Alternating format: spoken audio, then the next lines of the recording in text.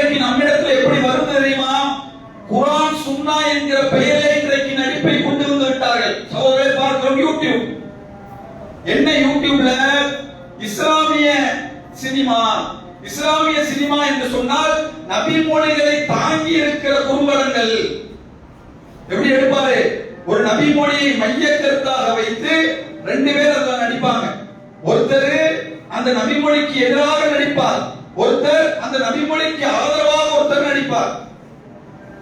இறுதியாக ஆதரவாக நடிக்கணும், இதுதான் இஸ்லாம் சொல்லுகிறது என்று ஒரு குறும்படமாக ஒரு 4-5 பேரை வைத்து அந்த விளம்பரத்தை எடுத்துவிட்டு இஸ்லாமிய சினிமா, இஸ்லாமிய குறும்படம், இப்படி நாங்கள் குறும்படத்தின் வாயிலாக எல்லா தரப்பு மக்களை நாங்கள் இஸ்லாத்துக்குள் வரவேற்கிறோம். நவீன காலம் வளர்ந்து விட்டது, டிஜிட்டல் தாவா. சகோதரரே, எந்த அளவுக்கு பேசுகிறார்கள் என்றால் குர்ஆன் சுன்னாவிலே அனுமதிக்கப்பட்ட விடயமாக மற்ற சாதாரணமாக செய்யப்படுகிற உபதேசங்களை தாண்டி இது போல குறும்படங்கள் தான் இஸ்லாத்தினுடைய வளர்ச்சியை மிகப்பெரிய அளவுக்கு கொண்டு செல்கிறது என்கிற அளவுக்கு இன்றைக்கு சமுதாயத்தில் பேசுகிறார்கள்.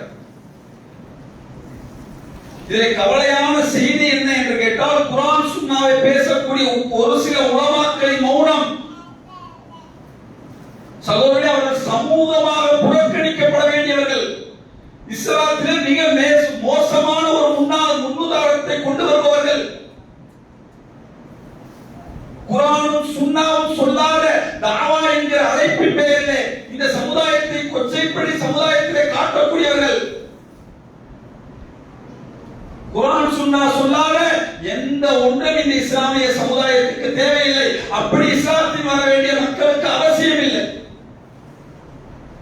குர்ஆன் சுன்னா எதை தாவா என்று சொல்லுகிறதோ, குர்ஆன் சுன்னா எப்படி மக்களிடத்திலே அழைக்க வேண்டும் என்று சொல்லுகிறதோ அந்த அடிப்படையில் நம்முடைய தாவாக்களை அமைத்துக் கொள்ள வேண்டும். அல்லாஹ் குர்ஆனிலே சொல்கிறான். எப்படி சொல்கிறான்? நபி யூனுஸ் அலைஹிஸ்ஸலாம் நமக்கெல்லாம் தெரியும், ஒரு சமூகத்துக்கான நேர் வழிகாட்டியாக அல்லாஹ் அவரை நபியாக அல்லாஹ் தேர்ந்தெடுத்தான். ஒரு கட்டத்திலே அந்த சமுதாயத்தை விட்டும் கோபித்துக் கொண்டு சென்றார். அல்லாஹ் அந்த சமூக மக்களுக்கு நேர் வழிகாட்டினான். சகோதரர்களே, நபிமார்களை கொண்டு கூட ஒரு சமுதாயத்துக்கு அல்லாஹ் நேர்வழி காட்ட விரும்பவில்லை. அவர் அந்த இடத்திலே சென்ற பிறகும் கூட அந்த சமுதாயத்துக்கு அல்லாஹ் நேர்வழியை காட்டுகிறான். அதை அல்லாஹ் குர்ஆனிலே வலா தகுன் கசாஹிபில் ஹூத், நபியே அந்த மீனுடையவரை போன்று நீங்கள் மாறிவிட வேண்டாம் என்று அல்லாஹ் நபிகள் நாயகம் ஸல்லல்லாஹு அலைஹி வஸல்லம் அவர்களுக்கு கண்டிக்கிற குர்ஆனுடைய வசனத்தை பார்க்கிறோம். சகோதரர்களே, அல்லாஹ் இந்த உலகத்துக்கு நேர்வழி காட்ட வேண்டும் என்று சொன்னால் அடுத்த கணமே ஒட்டுமொத்த மனித சமுதாயத்திற்கு நேர்வழியை காட்டி விடுவான். நீங்க நடிச்சு, நீங்க குறும்படம் எடுத்து, நீங்க பிற சமுதாய மக்களுடைய உள்ளத்தை வென்றெடுத்து அப்படித்தான் ஒருவர் இஸ்லாத்துக்கு கொண்டு வர வேண்டிய எந்த அவசியம் அல்லாஹ் ரப்பல் ஆலமீன் அப்படியான ஒரு அவசியத்தை ஏற்படுத்தவில்லை.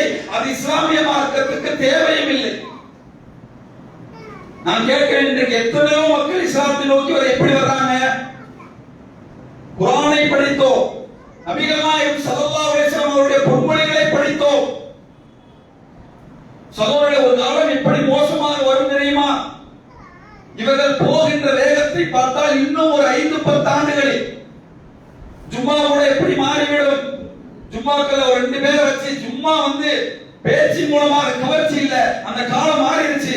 இப்ப நிறைய மக்களை அழைக்க வேண்டும் என்று சொன்னால் ஒரு 4-5 பேரை போட்டு ஜும்மாவில் நடிக்க வச்சு ஒரு நபிமொழியை சொல்லி ஒரு 5 பேர் நடிச்சு காட்டாங்கன்னா லட்சக்கணக்கில் மக்கள் வந்தாலும் கூட அப்படி ஜும்மாக்களை மாற்றுவதற்கு கூட இன்றைக்கு தயாராக இருக்கிற இது போன்ற மோசமான சில சகோதரரை பார்க்கிறோம். அன்புள்ள சகோதரரை, மிக மோசமான கலாச்சாரம். அப்படி இஸ்லாம் என்கிற ஒரு அற்புதமான ஒரு கண்ணியமான மார்க்கத்தில் இருக்கிற நாம் இந்த சினிமா என்கிற கேவலத்தை, இந்த நடிப்பு என்கிற கேவலத்தை, அதற்கு பின்னால் அதை பார்த்து அதற்கு ரசித்து அதற்காக கைதட்டி அதற்காக நம்முடைய நேரத்தை கொடுக்கிறோம் என்று சொன்னார். சகோதரரை, என்ன உள்ளத்திலே செய்கிறோம் என்பதை நாம் ஒவ்வொருவருமே சுய பரிசோதனை செய்ய வேண்டும். இஸ்லாத்திலே நடிப்பு என்பது எந்த இடத்திலும் நமக்கு அனுமதி இல்லை. எந்த அளவுக்கு என்று கேட்டால், சகோதரரை இன்றைக்கு சிலர் நடிக்கிறார்கள். எப்படி தெரியுமா? அந்த இஸ்லாத்தை கொண்டு சேர்க்கிறோம், அந்த கருத்தை வலுப்படுத்துகிறோம் என்ற பெயரிலே ஒரு முஸ்லிமானவர் காபிராக நடிக்கிறார். இன்னொரு முஸ்லிமானவர் முஸ்லிம், பிற மக்களுக்கு தாவா செய்து பிற மக்கள் புரிந்து கொள்ளணும், அவர் பேர் என்ன, ராமசாமி அல்லது ஏதேனும் ஒரு மாற்று மத பெயரை வைத்து காபிராக நடிக்கிறார். சகோதரி, இது என்ன?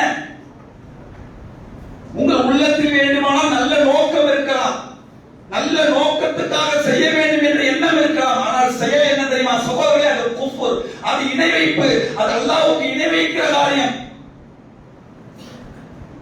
இஸ்லாமிய வரலாற்றில் தோன்றி எத்தனையோ வழிகட்ட கூட்டங்கள் இருக்கிறார்கள். உள்ளத்திலே இஹ்லாஸாக இருப்பார்கள், உள்ளத்திலே சரியாக இருப்பார்கள். எதை வைத்து வழிகடர் என்றோம்? செயலிலே அவர்கள் இணை வைத்தார்கள். வழிகடர், ஷியா வழிகடர்கள், ஹவாரிஜ் வழிகடர்கள். முர்ஜியா என்கிற கொள்கை வந்தது எப்படி அவர்களை வழிகடர் என்றோம்? செயல்களின் மூலமாக சிறுத்தை குஃபரை கலந்து காட்டினார்கள். சகோதரர்களே, இன்றைக்கு நடிப்பு என்கிற பெயரிலே இணை வைப்பவர்களாக, காபிர்களாக, ஹிஜாபை கேவலப்படுத்துபவர்களாக முஸ்லிம் நடிக்கிறார்கள். என்ன நாங்கள் புனிதப்படுத்துகிறோம், முக்கியத்துவத்தை விளம்பரப்படுத்துகிறோம். எப்படி? ஒரு பெண்மணி ஹிஜாபோடு நடந்து வருவார், நான் உங்களுக்கு சில லட்சங்களை தரேன், இந்த ஹிஜாபை கலத்தி காட்டுங்க, சேலஞ்ச். சகோதரர், யாருடைய தாவா? எந்த இஸ்லாமிய அறிஞர்கள் இதற்கு அனுமதி கொடுத்தார்கள்? சகோதரர்களை, நீங்கள் கோபித்துக் கொண்டாலும் பரவாயில்லை, ஒரு சில குர்ஆன் சுன்னா என்று பேசக்கூடிய ஒரு சில சகோதரர்கள் எப்படி பேசுவார்கள்? மெத்த படித்த மேலாவிகள். மார்க்கத்தில் எதையெல்லாம் ரெண்டு கருத்து அது பெரிய விடயங்களாக இருக்கிறது சர்வ சாதாரணமாக பேசுவார்கள். சகோதரர்களே, ஒரு துறை சார்ந்த அறிவு இல்லையா?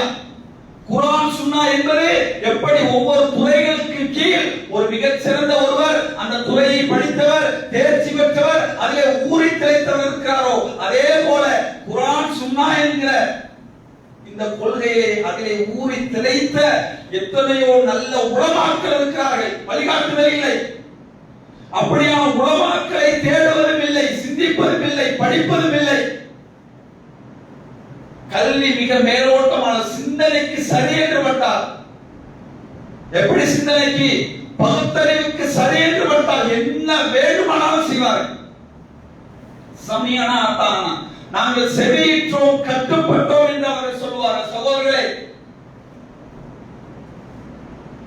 அப்ப இந்த நடிப்பு இருக்கிற அம்சம் இஸ்லாமிய சமுதாயத்திலே ஊறி போனதன் விளைவு அதை குர்ஆன் சுன்னா என்கிற பெயரிலே, இஸ்லாமிய சினிமா என்கிற பெயரிலே, இஸ்லாமிய குறும்படங்கள் என்ற பெயரிலே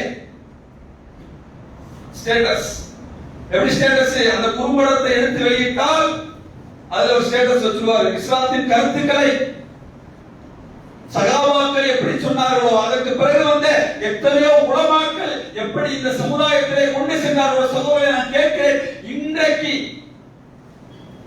உங்கள் நோக்கம் என்ன? எல்லா சமூக மக்களுக்கும் இஸ்லாம் சேர வேண்டும். நான் கேட்கிறேன், 1400 ஆண்டுகளுக்கு முன்பாக இத்தனை கோடிக்கணக்கான மக்கள் இன்றைக்கு இஸ்லாத்தை பின்பற்றி வாழ்கிறார்கள். எந்த ஊடகம் இன்றைக்கு இருந்தது? இன்னைக்கு இருக்கிற மாதிரி கேமரா இருந்துச்சா? இன்னைக்கு இருக்கிற மாதிரி மற்ற செய்திகளின் மூலமாக இஸ்லாம், அல்லாஹ் இந்த இஸ்லாமிய மார்க்கத்தை அவரிடத்திலே கொண்டு போய் சேர்த்தார். நீங்க எதெல்லாம் நினைச்சு மார்க்கத்துக்கு முரணாக நடிப்பின் வழியாக பொய்யின் மூலமாக அதை சரி செய்யலாம் என்று அதை நீங்கள் கொண்டு போய் சேர்த்தீர்கள் என்று சொன்னார். சகோதரர்களே, அது இஸ்லாத்துக்கு பெருமை அல்ல, அது இஸ்லாத்துக்கான வீழ்ச்சி. குர்ஆன் சுன்னா சொல்லாத எந்த ஒரு செயலும் நாளை மறுமையில் அது நமக்கு வெற்றியை பெற்று தராது.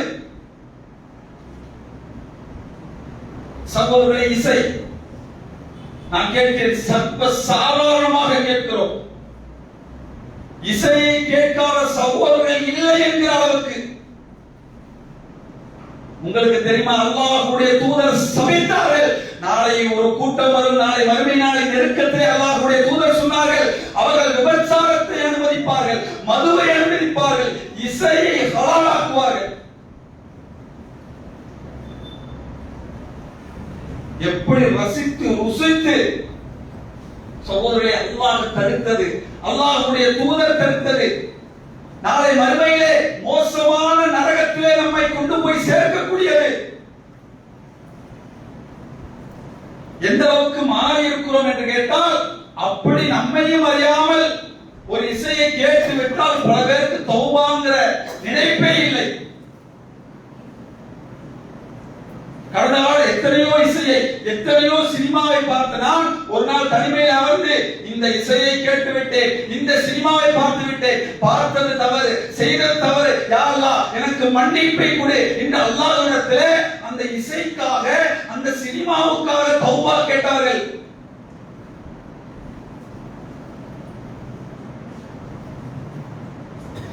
சகோதரர், சிந்தித்து பாருங்கள், என்ன நம்முடைய உள்ளத்திலே ஊறி கிடக்கிறது. நைட்டு இரவு வந்து